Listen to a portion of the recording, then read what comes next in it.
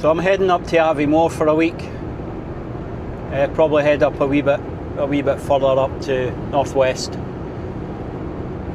Going to do some cycling and some running with a wee bit of swimming. The plan is to do a lot of the hills on the bike. Just with the Alps trip coming up in 5-6 weeks, it's going to get me stronger. Okay, so today's plan is Glenmore Lodge, down to Cairngorm Bridge, into Cairngorm, back into Aviemore, and then up the ski road. Should be around about 45 miles with about 550 to 600 metres of elevation. So we'll see how we get on with that. Okay, that's us at Cairngorm Bridge. Just heading over to Lock-Inch and then to Cairngorm. So yeah, it's a fairly steady road. Still a wee bit cold, but the sun will come out, I'm sure. So we're at Cairngorm. Weather's starting to get a bit better now. Hopefully it stays like this. So basically what we do is we double back along parallel with the A9 back into Aviemore, and then we start the climb up to the ski centre. So it's been pretty good up to now, quite fast, but there isn't any wind or anything, so it's perfect cycling conditions. Okay, so that's us at Cairngorm Bridge. We're 31 miles in, and now we're going to hit the hill, so up to the ski centre. We're about 300 metres elevation currently, and I think the ski centre is somewhere between 5 and 6. So I've had a wee bit of water and a bar of chocolate, so ready to go. Okay, so we've made it up to the car park, the ski centre. It was bloody difficult, hot, but anyway we're here now, made good time as well. A lot faster than the last few times I've done it, so we're on to the easy part now. Quick descent back into Glenmore and get back in the van. So yeah, I've got about 5 miles descent, but dropping probably about 300 metres over that 5 miles, so yep, no effort required. Okay, so done the first climb for the week, started the week, which was up to the ski centre. That was the main objective. There's two ways you can do it. You can either go from Aviemore up to the ski centre and back down to Aviemore, which works out about 17 miles and about 430 metres of elevation. But it's quite a short day if you do that. But if that's all you're looking to do is just get the hill done, it's fine. So I decided to go out, leave Glenmore campsite, go down to Cairngorm Bridge, and then over to Cairngorm on a back road, and then back again to Aviemore, and then up the ski road. The ski road is tough, but it's really only the top section. It keeps on going, but it's fairly straightforward.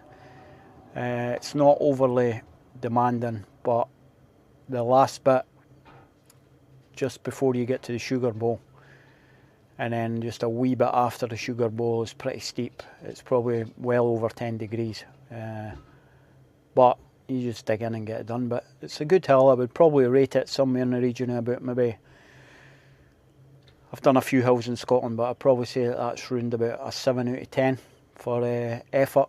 So aye, it's achievable, but as I say, I would rather do the circular route before it, because it then turns into a bit of a day. So yep. So we move on. We're going over to Shieldaig now, and let's see what we can do there. Okay, thanks.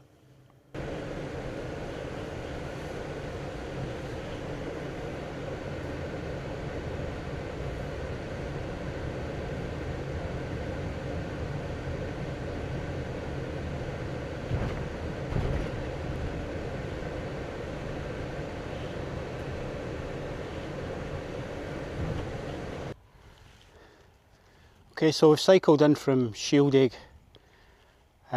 just at the start of the Bealach now, so as you can see by the sign, not suitable for learner drivers. It should also have a sign saying not suitable for cyclists that aren't strong enough, but we'll find out very shortly whether I drop into that category or not. I've got a feeling I will, so we'll see how we go. So yep, that's the road there, goes away round, up, and then through, up onto the top and then over. So yeah, we'll get going, and I believe it starts as a gentle gradient and then ramps up to somewhere about 10%. So, aye, okay. Okay, so we're in the thick of it now. Just ramping up. As you can see, it's starting to get steeper now. It's an average of about 5 degrees, 5%. So yeah, it's only going to get harder. But in all honesty, up to now, it's actually been alright. Okay, so I've basically got 2 switchbacks to do,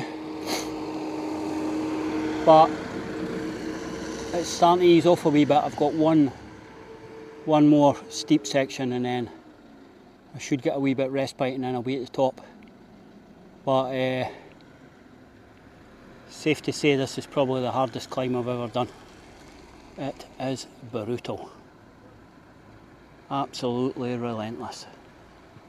It just keeps coming and coming and coming, and it's steep. But I can see the light at the end of the tunnel now, so I'll just keep plodding on and get to the top. But as you can see, the mayhem that goes on up here with cars, because it's really tight, people are struggling to get round. It's a bit nuts, to tell you the truth. Personally, I don't think cars should be allowed on this road. It's dangerous. Anyway, each to their own. I'm on my bike, so I don't care. Anyway, see you at the top. Okay, so I've made it to the top. Wasn't too bad the last section actually. It's quite hot today though, so it's no helping. So yeah, it's absolutely amazing up here. So I'm just going to head down now into Applecross and then back along the coast to Shieldaig. I think I've got about 25 miles to go. So all good. Okay, so that concludes our time spent in Scotland. So we did a couple of decent climbs. It was great. The Bealach well, what can I say? It was difficult. So we ended up going from Shieldaig over the Bealach down into Applecross and then back to Shieldaig. It ended up quite, not a huge day, but it was 71.5 kilometres. We close on 1500 metres of elevation, so it did take its toll, and it was hot and it's lumpy all the way, but it was a fantastic day, absolutely brilliant. So if you get the chance, have a go. Wait until you've got good weather, because that's what makes it, and I'm sure you'll absolutely love it. Till the next time, see you later.